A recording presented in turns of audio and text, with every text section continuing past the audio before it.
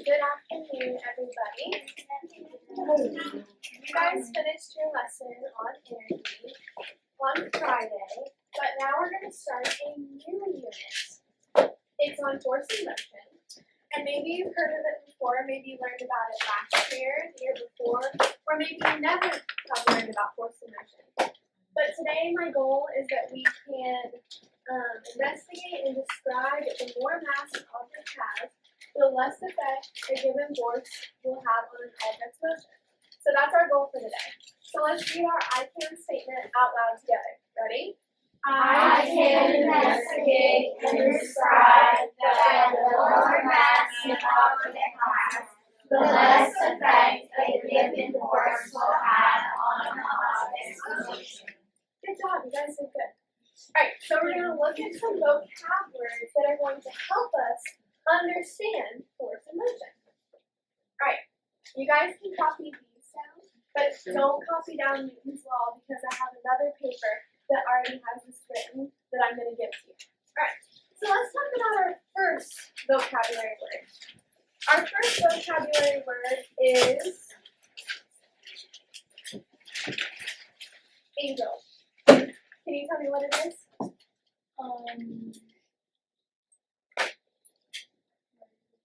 Have you ever seen this word before? No? Wait, like the first one? The first word, the highlighted word. Alright, that's okay. Bella.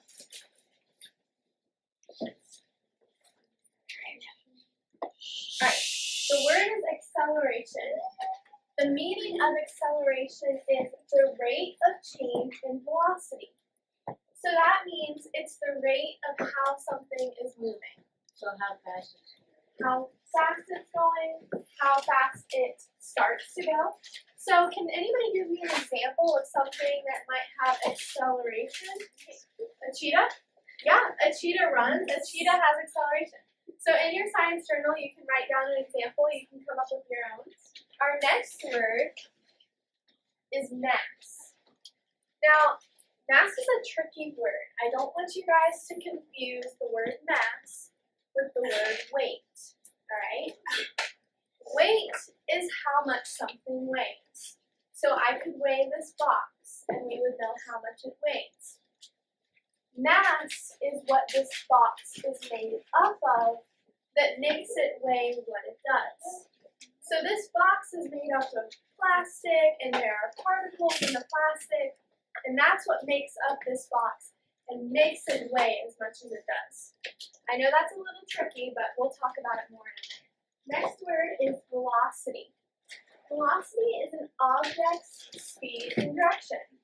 So let's talk about a car again. If we wanted to know the velocity of a car, we would need to observe how fast the car is going and what direction the car might be going in. We could also observe the cheetah. How fast is the cheetah running and what direction is the cheetah running?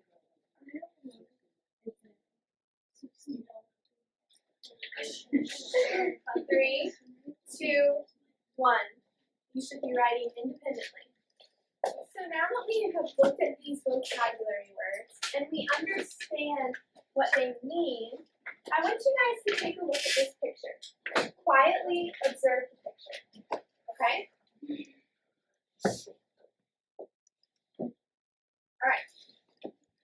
After observing this picture, I want you to think in your head, which part would be harder for this man to push?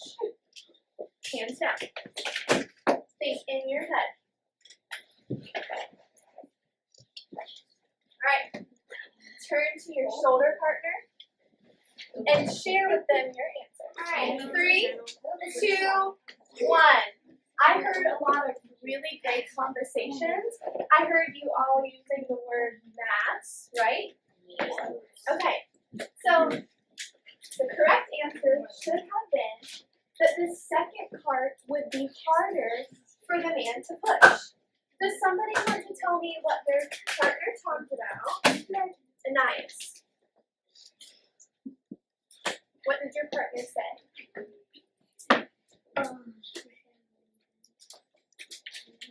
Alright, if you didn't hear Anais, she said that it would be harder for this man to push the cart because it has more mass.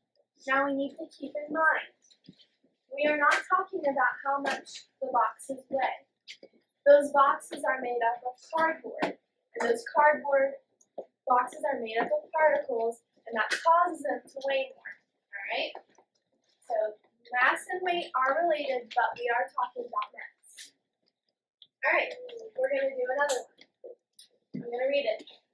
Stephanie started pushing the bookcase across the room. Then she removed the books and continued pushing the books with the same force and direction. Why is it easier for Stephanie to move the bookcase in the second picture? Turn and talk to your partner. Alright, 3, 2, 1. I heard very good conversations again. Ruby, can you tell me what you talked about with your partner?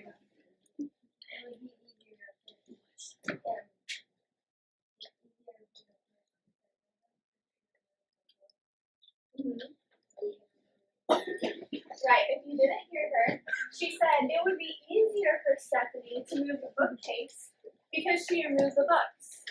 So by removing the books, she removed the mass. So if I put a ton of books on this table and I tried really hard to push it, I have to put a lot of mass and a lot of force into the table. And I still might not be able to move it. But if I didn't have any books on this table, I probably could pretty easily move it, right? So it would be less force I would have to put on the table. The most important thing I want you guys to remember today is that more mass equals more force. So another example, if I went to our chalkboard and I hit it, I probably don't have enough force to break that chalkboard or break through that wall, right? No. But what kind of machine might have enough force? Because this is a lot of mass. A bulldozer, maybe a crane, a wrecking ball, a truck. Okay, right. 3, 2, 1. Look up here. Alright, so because this wall has more mass, we need something with more force, okay? I am going to pass out a sticky note to you. And I want you to answer this question. Listen. Look up here. Alright. How does mass impact the force? You guys need to be thinking about the pictures that we just looked at. How did the different mass, taking books out, putting books in, or putting boxes in, or taking boxes out, how does changing the mass of something affect the amount of force you need to put on something? Okay? Remember, more equals more, right? Okay. So try your best. I'm not going to help you with this. I am very impressed. Every single one of you wrote the correct answer on here. I'm very proud. So your answer should have been something like more mass equals more force. Yes. You could have written, I saw a couple of examples. People said that if something is heavier, you need more force. If something is light, you don't need as much force. You guys did such a good job of that. Thank you. Alright. We are going to look at an article together. I'm going to go back to the dot cam and I'm going to be reading through it with you guys and showing you guys what you need to do. Go ahead and write your name on this paper.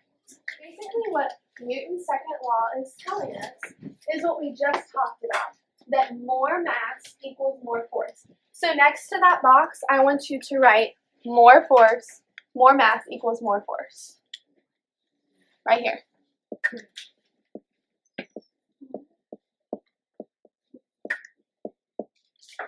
Ruby, do you see any vocabulary words in that first paragraph? Acceleration. Go ahead and underline that word, everybody. What else, Ruby? Angel, do you see any vocabulary words? Force, very good.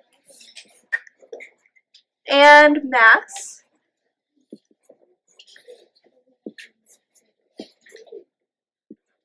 All right, go ahead and underline or highlight those words.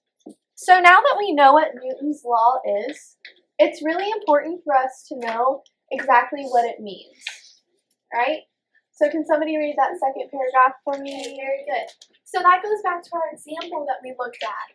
Remember that if something is filled, like a cart is filled with more boxes, it's going to require more force to move those heavy boxes because they have more mass. All right, I want everyone to look at the little man who's standing with the brick wall and the soccer ball. So if this man decided that he wanted to kick that brick wall, it would probably hurt, and the brick wall would go nowhere. And that's because that man does not have enough force to break a brick wall. Kind of like our chalkboard, we would need a heavy machine, like a bulldozer, a wrecking ball, or something else that could break a brick wall. But if he kicks a soccer ball, that's easy, right? Yeah. It would probably go way out into the field. It wouldn't hurt his foot because that man has more force than that soccer ball. So I need you to label the brick wall. You need to label more force. And the soccer ball, label less force. All right, ready? However, the second law gives us an exact relationship between force, mass, and acceleration. There are vocabulary words again. It can be expressed as a mathematical equation. Now, when you get older, maybe next year or in higher grades, you will actually use this. But I just wanted you guys to know that there is an equation you can use to find the exact amount of force we're using on something. So if we wanted to figure out how much force it takes for me to move this table, we could measure how much mass it has and how fast it moves when I push it. And we could get an exact number of how much force it took me to actually move that table. So the last thing we're going to do is we're going to fill out this paper, okay? You are welcome to use your notebooks that you have written your definitions in. You need to use your Newton's second law paper to answer the second question. Use your resources, okay? I'm going to have your I can statement posted on the board. So look up at that and make sure that you're answering your questions correctly. But I want you guys to pay attention to question number 1. Question number 1 says, write to explain. So when you are writing the answer to number 1, you cannot just give me the answer. You have to tell me why you put that as your answer. Okay? On the last question, the class before you had a lot of questions about it. It says, how would changing the mass of an object affect the acceleration of an object? So what that's asking you is, if we change the mass or the weight of something, how would that affect how fast it could go? So that cart that the man was pushing, if we took all the boxes out, how would that affect how fast that cart could go? Okay?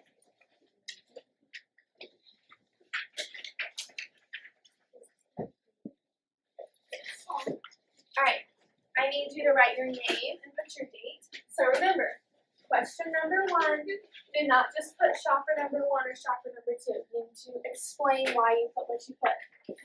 And then question number 2, use the Newton's second law paper to help you answer that question. That's what it's asking you to do. It's asking you to refer back to that paper to look for facts, okay? So this is a simulator. And we are going to test force and motion, okay? So I'm going to give you guys a couple of facts before we begin.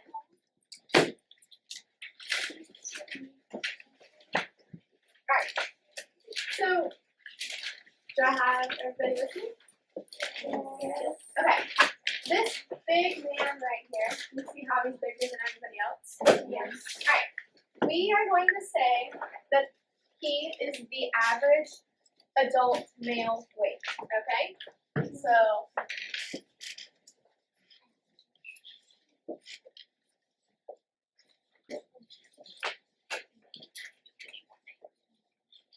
okay, and he weighs 180 pounds. Wow. Right? And you see these tiny people? Those are going to be 5th graders. Okay? Alright. 3, 2, 1. Alright, these are real facts, by the way. I did not make them up. Alright, so 3, 2, 1. The average adult male weighs 180 pounds, and an average 5th grader weighs 80. So, do not say it out loud, but what will happen, I'm going to put people up on here, and I'm going to press go. And it's kind of like tug of war. They just have a cart that's filled with a bunch of heavy stuff. In your mind, I want you to be thinking before I press go what will happen based on their weight. Okay?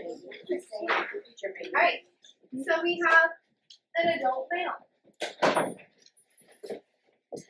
And we have a 5th grader. Raise your hand if you think that the male will win, the adult male. Okay, hands down. Raise your hand if you think that the 5th grader will win. Alright. 3, 2, 1. Alright. I'm gonna press go. I'm gonna. Go, 5th grader, go! Okay. Get off, boy. So obviously the man won. Ready? Alright, we're gonna do it another way. Are you guys ready? Yeah. Alright. But this time we're gonna have 2 5th graders. Yeah. So that's 2 people. So look at your facts over here. Okay? Raise your hand. Raise your hand if you think that the male will win.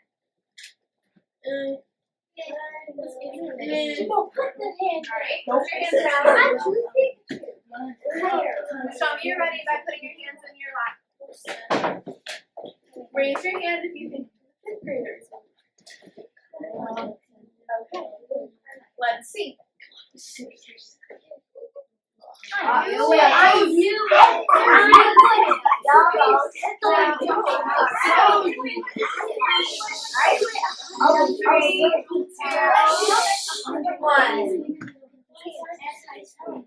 Show me you're ready. Hands in your lap.